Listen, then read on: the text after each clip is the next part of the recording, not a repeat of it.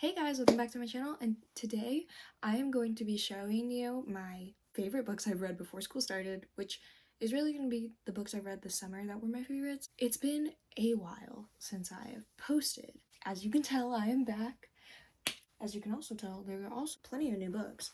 And by plenty of new books, I will be making a book haul video. I will be posting that soon. We'll see after tomorrow. If I didn't get any books, I will be making a video of the books that I got recently, and hopefully you will stick around to see that video. So I'm gonna do this in order. The books I read first are the ones I read most recently, so that's what we're gonna do. These books mainly are going to be my 4 and 5 star reads that I really stuck out to me, so I'm going to show you those. The first book I'm going to be talking about is The Meaning of Birds by J. Robin Brown. This book was so sad. So this is a sapphic, I don't really want to consider this a romance. So this story follows the love story between Jess and Vivi, and it's multiple timelines. So you're going between back and forth of when they first fell in love to now where Vivi sadly passed away, and you're following Jess's recovery from that. And basically Jess has had a very rough life.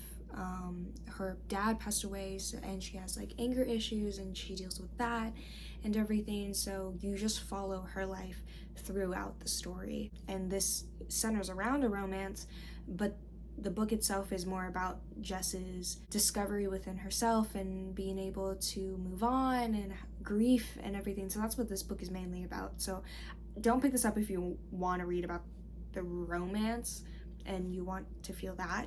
I'd say pick it up because it's definitely more of a heavier read. The next book I read is actually a 5-star read and long overdue, and that is It's Upside Down, Beach Read by Emily Henry. Oh my gosh, this was worth the hype that I saw around it back in 2021. I have read 3 Emily Henry books, and this is my all-time favorite one. And I know this is the book that really launched her, I won't say career, I think so, but this book was so good. It was academic rivals to lovers. It talked about grief a lot, but for me, I like that part. There's this booktuber that I watch, and she said it was very heavy on the griefs, and she didn't really like that about the book. For me, that's the part I did like about the book, is that it wasn't just your typical fluffy romance. Don't get me wrong, it had its fluffy moments, but I just really liked the book because it also was talked about heavier things as well. Brief synopsis: this is about follows Gus and January, and they are academic rivals. They're both writers going through writer's block, so they decide to switch genres when they find out that they live next to each other at this beach house, see who can finish, writing a book of their opposing genres. This book was good. Gus, great. So now I read 3 Emily Henry books, and I can safely say this one is my favorite. If you pick up any of the 3, I'd say pick up Beach Read. Funny thing is, the next book that I'm about to tell you about was another 5-star read, and it was actually the book I read right after Beach Read, and that is The Inheritance Games by Jennifer Lynn Barnes. This is also long overdue for me to read. This has been everywhere, and I am just now getting to it. And the 3rd book is literally coming out in a few days. I have never felt a way about reading. How do I can't even speak. I ended up staying up just reading this book, and I hadn't read a book in the span of less than 24 hours in so long. And the fact that this book, I stayed up till 3 a.m. reading it. My dad was like, "Why are you still awake?" And I was like, "I was reading the book and I lost track of time." And last time I got that invested in a mystery book, that was A Good Girl's Guide to Murder, and that was a year ago. So for those who don't know, The Inheritance Games is a trilogy. The last book is coming out soon. I am about to start reading the 2nd book, which is The Hawthorne Legacy. This book follows a girl who is going through a really tough time in her life. She's very poor. She has a very bad upbringing in her life, and one day she gets called to the office of her school. She basically finds out that this man she has never met, who's the richest man in the world, one of the richest men in the world, gave her his basically his entire inheritance and disinherited all his family, and she has to solve these puzzles and these clues to figure out why. And the only way to get her inheritance is to live in that house with the family that he disinherited for a year. It's so fast paced. The one thing I love about this book, about this book is that it is short chapters. It's a fairly chunky book, but it's so fast paced. And for those romance fanatics, is that the right word? Maybe, maybe not, I don't know. There is a romance in this. It's a love triangle. Sorry if you keep seeing me do this a lot. That I just got my braces tightened today, and they forgot to bend the wire at the very top, so it's stabbing my cheek. The next book I'm going to talk about is Addicted to You by Krista and Becca Ritchie, which this is the first book in the Addicted series, and I've never read a romance book series that follows one couple. This was so good, you know? I read this in like maybe a day, 2 days.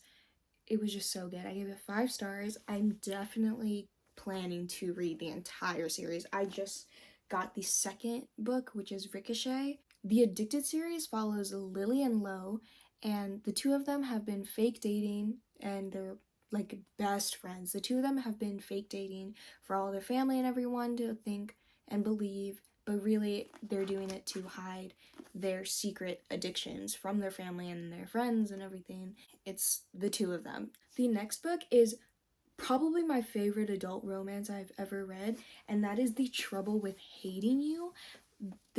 So I put this in my birthday haul video, I believe, and this book is so good. I'm pretty sure in my Goodreads review I said what the hating game wanted to be, and I know they're like completely different premises, but to me, it correlated for me. I didn't like the hating game. For those who don't know, this did everything for me. It was so good. Talk about diversity, well thought out characters. Jay is probably the perfect book boyfriend I have ever read about. If I ever want a boyfriend, I want someone like him. I don't even like want to say anything about this book just because I want you to like go into it blind. There are definitely heavy topics in here, though I will say it's not like it's kind of like how I explained Beach Read, where it's like it's definitely a rom-com, but it has very heavy topics in it. So definitely search up trigger warnings if you are very sensitive to certain subjects. Also, I'm pretty positive that it's a series because I know the second book is about her best friend, and I want to read that so badly. Another one of my new all-time favorite books, dun, dun, dun, dun, it is The Atlas Six by Olive Lee Blake. But this book was so good. Then I read it over the summer, and oh my gosh, this book is so good. And I know the second book is coming out soon. I'm definitely going to pick that up. I'm not going to lie, I was a little confused sometimes. I'm not the biggest fantasy person, which is why I think I did like this book, because it's like magic realism. It's more modern. The language is quite pretentious, and I don't mean that in a bad way. It's just you have to read through it. Like, you can't skim. Your brain cannot turn off for a second or you will be confused, which is why I was a little confused sometimes because I would read it at like late at night. So, but otherwise I still really liked it. This book is like, it's about 6 people that get an invitation to the Alexandrian Society, but only 5 will get initiated, and they're all competing for like a year or two. This is a very, very character driven book. And the plot is very well thought out. Everything is very well thought out and very, very good. But the characters are the best part of the book. So each chapter is a different character. It is in third person, for those who don't know. My favorite character is Tristan, and I didn't expect it to be Tristan, you know. When I first read the first 60 pages back last year, I didn't like him. I thought my favorite character was going to be Callum or Libby or Nico or anything, but my favorite character is Tristan. Read this book. It's so good. It's very, very good. But just, I would say don't pick it up if you're looking for a light read. It's definitely not a light read. It's here in the center of one of my upper shelves because that's where it belongs. And the last book I'm going to talk about is now one of my favorite Colleen Hoover books, and that is All Your Perfects by Colleen Hoover. This is another book that, surprise, surprise, I've been putting off and I actually didn't want to read. I bought this at the airport when I was flying back home.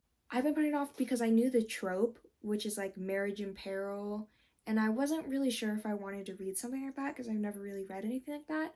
This book was so good. This book follows Quinn and Graham, and it is 2 different timelines where it flashes between them falling in love, and the next chapter, them married, but their marriage is at a stop. They're on the brink of divorce. It's so heartbreaking to read. I cried when reading this book. I didn't sob, but it was definitely like the meaning of birds. My chest was hurting and there was like a tear. This book I read through is so fast. It was so good. It was so good. So that was all that I have today to show you. Those are my favorite books that I've read over the summer. I really hope you enjoyed this video. I ramble a lot. Hopefully I'll be able to start posting at least once a month. I'm gonna try to post like 3 times or 2 times a month at least. School's starting back up, so I might be a bit busy, and I am no longer able to film on my phone because it's kind of difficult. I don't have storage on my phone, so I use my mom, so I'm only able to film at night when she's like sleeping.